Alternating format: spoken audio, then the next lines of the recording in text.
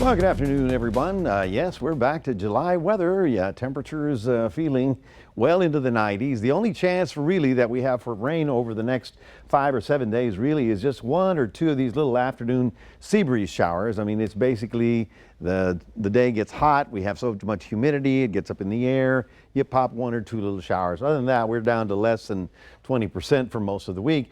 A couple of things are added to our atmosphere other than the hot and hazy is we've got some Saharan dust coming all the way into our area, and that's another reason why our, shall we say, rain chance has gone away.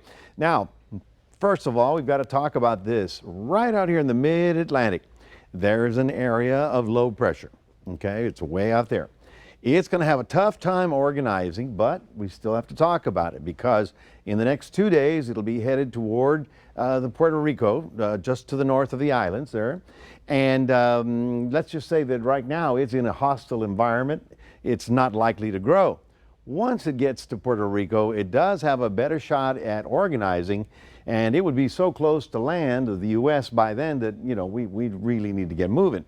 At this point in time, it's got 2 choices. It's either going to go inside the west coast of Florida or on the north coast of Florida or the east coast of Florida. However, at this point in time, it's still going to be struggling in terms of getting organized as a major storm. So we're calling it a potential development with a lot of things to get over in order to really get going as a big storm. Nonetheless, we have to be ready for it, and so that's why we're letting you know about it. And certainly everybody in Florida needs to be watching for this because this would be Saturday, Sunday of next weekend.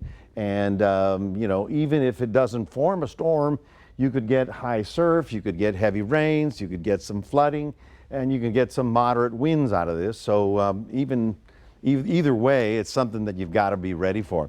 Now, the big dome that was out on the west coast is now on top of us, like I promised you.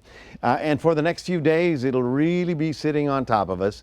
It's going to move a little bit back to the west and strengthen up here in the northwest, but it is going to be just close enough to our area to prevent the storm really from moving in our direction. So the dome is coming in handy. The dome then will allow this thing to move up the east coast. If it does cross over the Atlantic waters, it'll be just a coastal issue. But let's just say it's 7 to 9 days from now, so we just need to get ready and watch out for it. Here's the Saharan dust that is blowing up big out over the, well, obviously the deserts. It is crossing the Atlantic. It is getting caught up in those upper winds, and it has 2 functions.